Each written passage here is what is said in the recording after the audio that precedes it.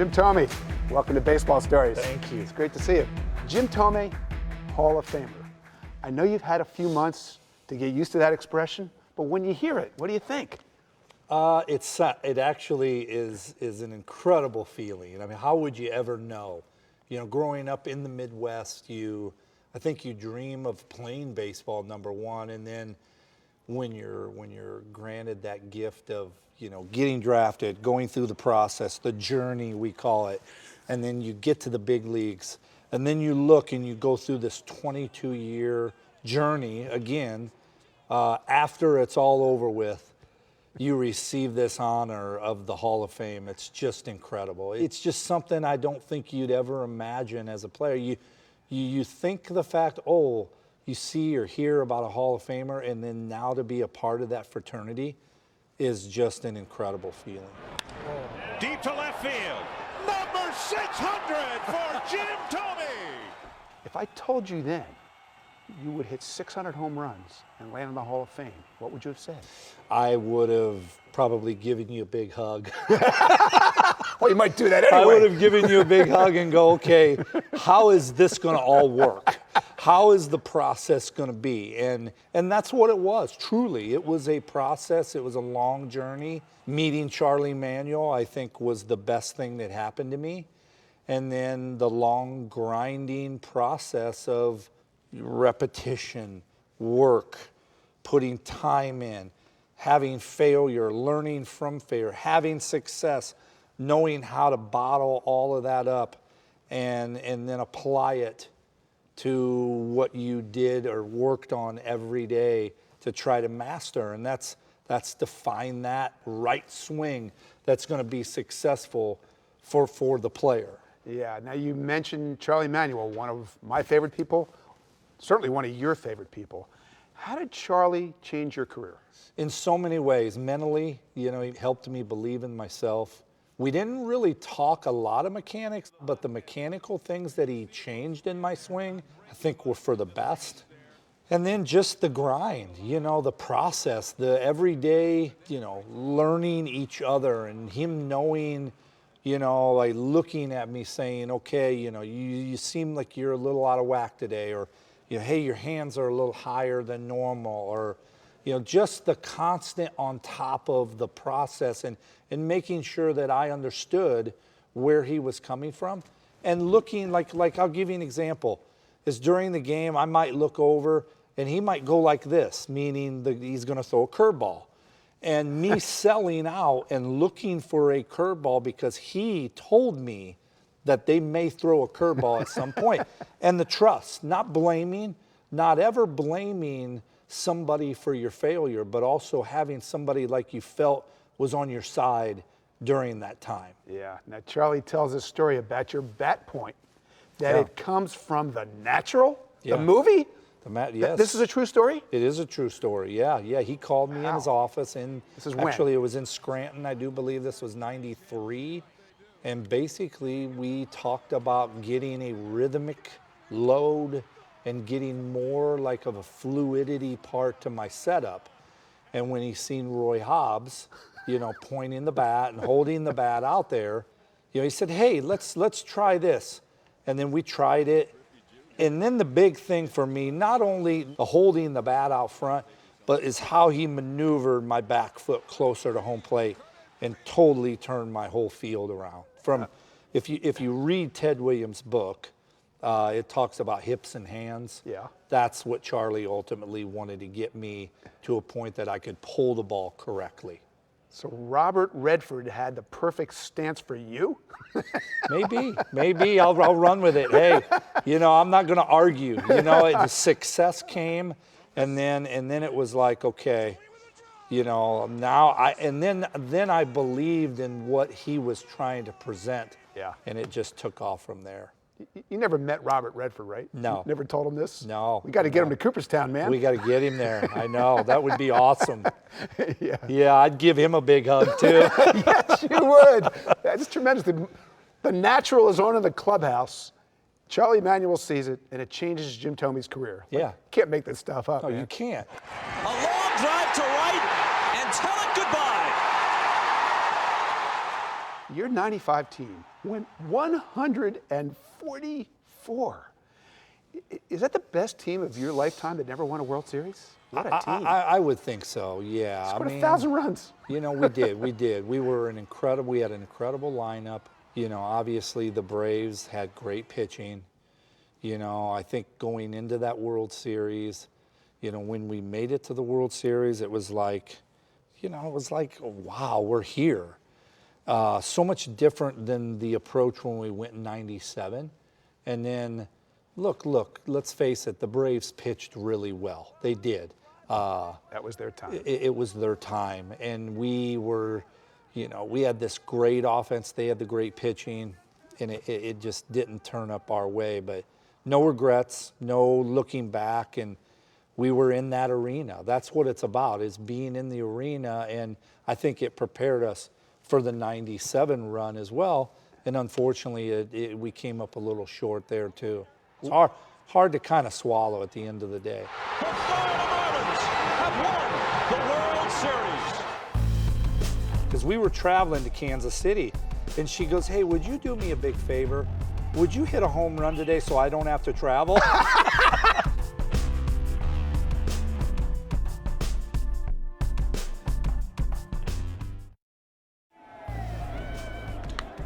Well hit, watch this baby, could it be another one? Out of here! Two-run home run, Jim Thome to the opposite field. Okay, Jim, let's do a little film study. We're going to show you some of Jim Thome's greatest hits, literally. Okay, let's do it. All right, how about, let's watch this one. This is your first career homer. Tell us about it. In Yankee Stadium, Steve Farr was a fastball inside. Ooh. Great story about this. Joel Skinner, actually Skins let me use his bat. What? Yes. And he goes, "Hey, here's my bat, use it." And he goes, because I picked it up and liked it. And he goes, "Hey, use it and do me a favor, look for a fastball inside because he's going to throw one." And I did. If you look here, fastball in, Oh, yeah. and I just dropped the barrel to the baseball. First home run of your career using Joel Skinner's bat. Yes. How many home runs did you hit out of the 600 with Joel Skinner's bat? One. One. Yes. You're a rookie. Think about it. You don't have bats. You bring the bats up from AAA, but they're not like big league wood, and especially back in those days. And you just, when a veteran comes up and says, "Hey, use my bat," you use it, which is great. All right, now let's go through some milestone homers. This one's one of my favorites because I was there. This is number 400 in Philly. You're one away. Ken Griffey, one away from 500. Same night. Yeah, special. You see the Philly skyline there. Harry Callis, the great call. Number 400. Andrea and Lila. I mean, that was, you know, looking back and all this highlight, to see both of them and how happy Andrea and Lila was, just a baby, meant so much. And then the breaking ball out over the plate, you know, hung right out in the middle. And you know things are going well when you go to left center, you know. Hey, you did that more than you let on. It was special. Now, we got to talk about the postscript of this home run, because you hit this home run at, what, like maybe 20 after 7 in the evening. And then how long was the rain delay that night? Maybe 3 hours, something like that? It was. And so you went to the interview room. It had to be 2 a.m. It was late. It was like It was 7 really hours late. later or Yes. something. And the guy who caught the home run ball was still there at 2 in the morning. He was. That's the great thing about baseball, is you never know the story about each, whether it's milestone homer here or there, and that's what makes them all unique. And that's why we're doing this, man. Yes. All right, now let's move along to number 500, because this one was epic too. This one's with the White Sox. Yes. Let's see it. Number 500. It was a walk-off day game against the Angels, and we were leaving to go on the road. Andrea, you'll see my wife here, was pregnant with Landon, our son. Wow. And I remember that morning before I left to go to the ballpark, because we were traveling to Kansas City, and she goes, "Hey, would you do me a big favor? Would you hit a home run today so I don't have to travel?" That's a good husband. Yes, and I went through the whole weekend, had family, being at home. They were waiting for it to happen, and it happened on the last at bat of that Sunday. So a cool moment. I'm so glad I got to share this milestone with my home. Basically, this is where I grew up and, watched baseball in Chicago, the Cubs, and watched the Sox back as a kid, and really cool moment. All right, and finally, number 600 in Detroit. You're 2 away. I can only imagine, like the talk and the pressure was starting to get to you. So you took care of it in one night, didn't you? That's hit to left center and hit pretty well. Get out This of is here. back, and this is number 599. I'll be honest, this happened so quick from 599. So I homered off Porcello to get to 1 away at 599, and then I took Schlereth deep to left center here, and was actually sitting on a breaking ball from the lefty and got it, and didn't rush, didn't get out there too much, but put a good swing. You can see the Detroit crowd, giving the standing ovation. That meant a lot. And Delman Young here, ex-teammate, I thought he was going to catch it, but this was special because this group of guys was so great. My 2 years in Minnesota was, man, I'll never forget that. Here's Andrea and Landon and Lila coming onto the field with Dad, and this was later, in my career, special, and to do this, around them was just so great. And now here's one I never get tired of watching. It's the longest home run ever hit in what used to be Jacobs Field. Yes, day game. I remember this day was really humid, hot. Don Wingert is on the mound, do a little sinker out over the plate. And this ball honestly just kept going. I knew I hit it well. Then afterwards they said, man, you hit it out on it's Eagle Avenue. You can see a kid there running to go get the ball. But this was pretty cool. As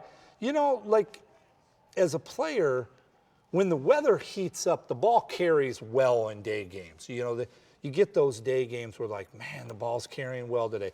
This was that day. This was, and look where the pitch is. I mean, it's right out over the middle. Didn't try to pull it, and just put a good swing, and it went over the iron gates, which was great. Eagle Avenue. I think that ball landed at the Rock and Roll Hall of Fame. Well, I actually took my son later on, and I showed him where the spot was out where it landed. Yeah. And he was like, are you kidding me? And he was really excited. You see Charlie there, just as excited as I think I was. Yeah, Charlie enjoyed all 511 of those feet, I guarantee you. No doubt. They actually did an interview with the guy, and he goes, next thing you know, I'm eating a salad, and the ball landed in my crouton.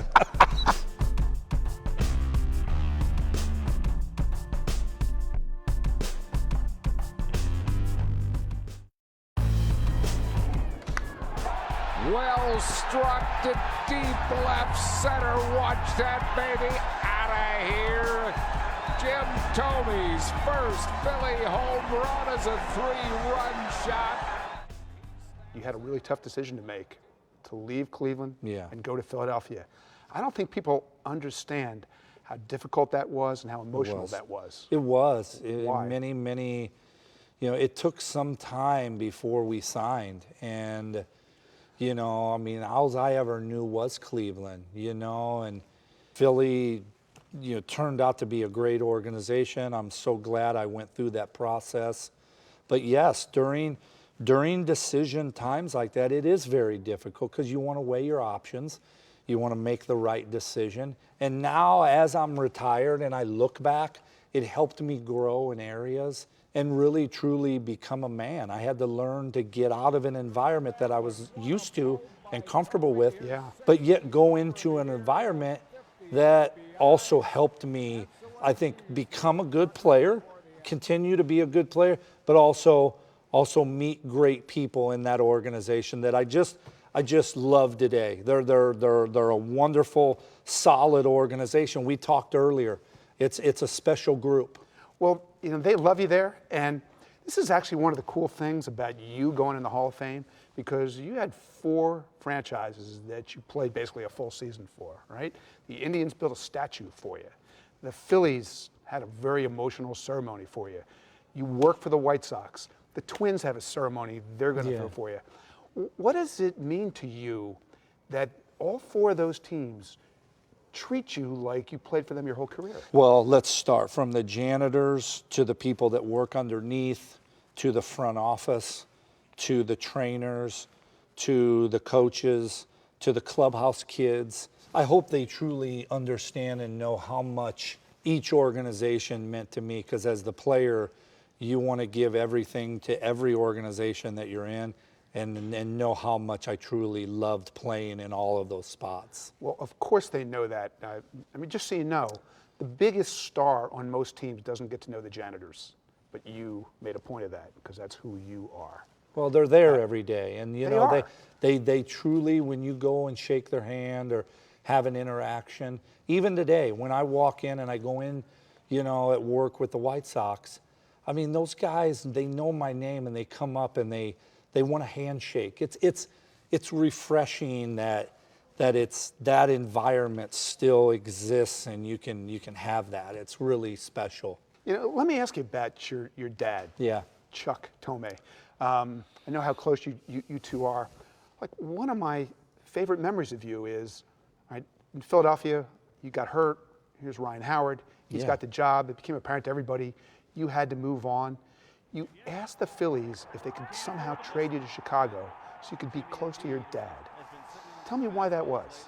Well, that was when Mom had passed. Mom had lung cancer. Right. There my last year and a half in Philly before I got traded.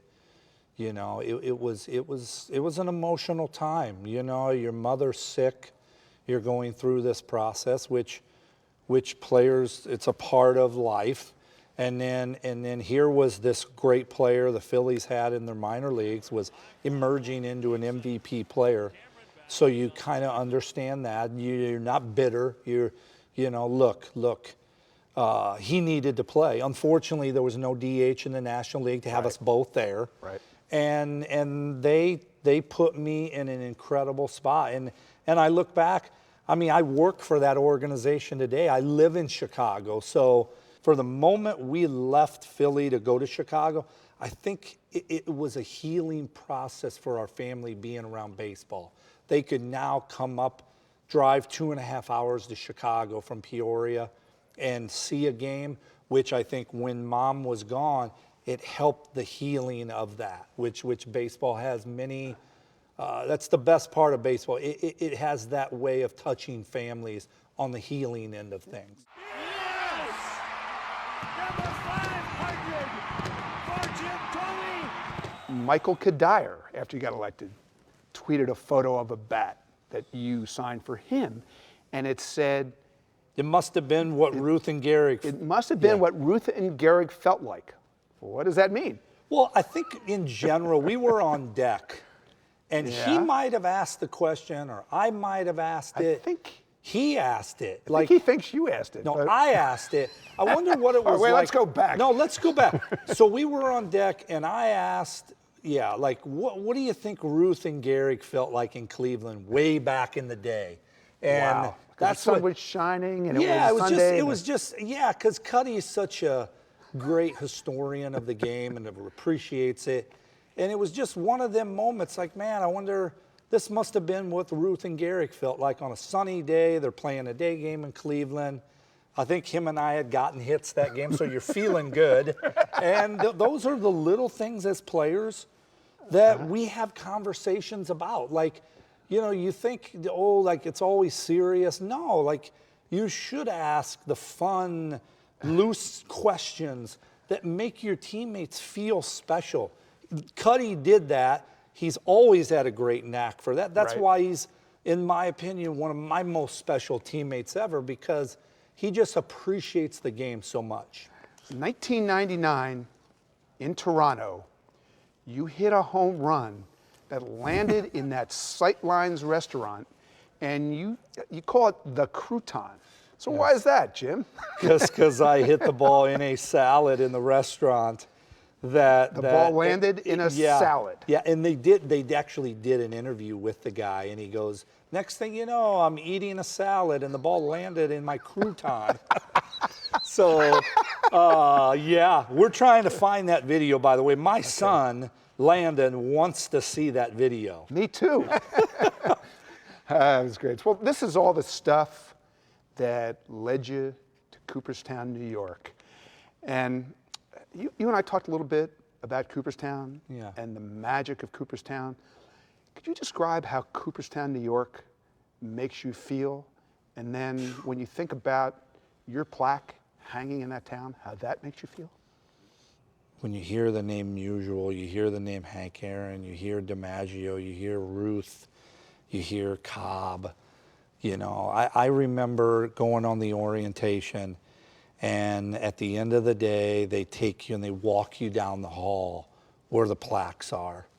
And it was one of the most emotional times ever. I mean, that walk, I mean, it gives me chills now thinking about it. You look over and you see these plaques, and you're in this beautiful cathedral that's built for baseball.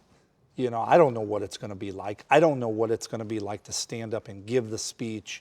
I don't know what it's going to be like for the 3 days there, but I do know one thing. I want to embrace all of it, because you only go in once. You're there forever. You get to come back forever, but that one day, this is the day that, you know, that you get honored, and it's, you know, I'm sure it's going to be very emotional, and it's going to be so special to look out at all the fans. Yep. That you talk about the organizations and what they meant, and the fans that will come, but what's behind you, breathing over your shoulder in the greatest fraternity, that is going to be another animal. And I look forward to that day. It's going to be so great. Right. You know, careers end, but those relationships are forever. That's right. And the stories are forever. And so I'm really glad that you got to come here and tell your story. Thank you. Thank you for Thank joining you, us. Jason. Appreciate it.